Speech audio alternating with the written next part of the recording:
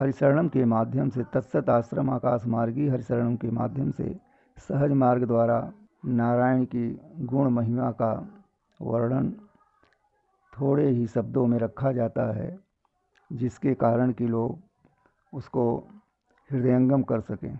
अत्यधिक गुण का बखान हृदयंगम नहीं हो पाता। कम से कम संक्षेप में जितना भी हो सकता है बताया जाता है, उसके माध्यम से ही लोग पूर्ण लाभ ले रहे हैं। लाभ मिले वही सतमार्ग है, लाभ की प्राप्ति हो वही नारायण की भक्ति है। जब हम दुख से छुटकारा पा जाएं, तब जानिए कि नारायण की हमारी भक्ति जो चल रही है वो अस्थाई है और मजबूत है। किसी भी कार्य के संपन्न होने पर न तो खुशी मनाना चाहिए, न ही दुख उसका सोचना चाहिए। हानि लाभ जीवन मरण जस अपजस विधियात, हानि और लाभ दोनों इस जीवन में आते हैं और चले जाते हैं। मनुष्य इसी में भ्रमित होकर भटकता है और अंत में नरक को प्राप्ति करता है।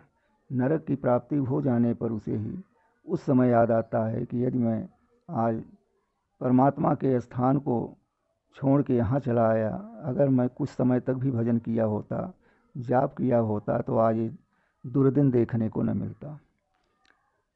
शरीर तो यहीं रह जाती है, ठटरी है, जल जाती है, सड़ जाती है, गल जाती है, लेकिन आत्मा जो परमात्मा से एकदम मिलान खाता है, वो जब हमारा आत्मा गंदा हो जाता है, भगवत चर्चा से दूर रहता है, तो हमें नरक की प्राप्ति होती है।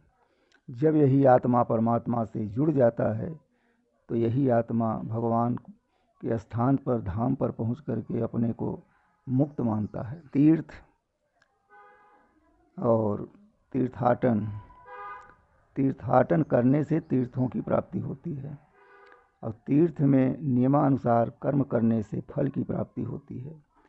और फल की प्राप्ति जब हो जाती है तो मनुष्य बहुत प्रसन्न हो जाता है।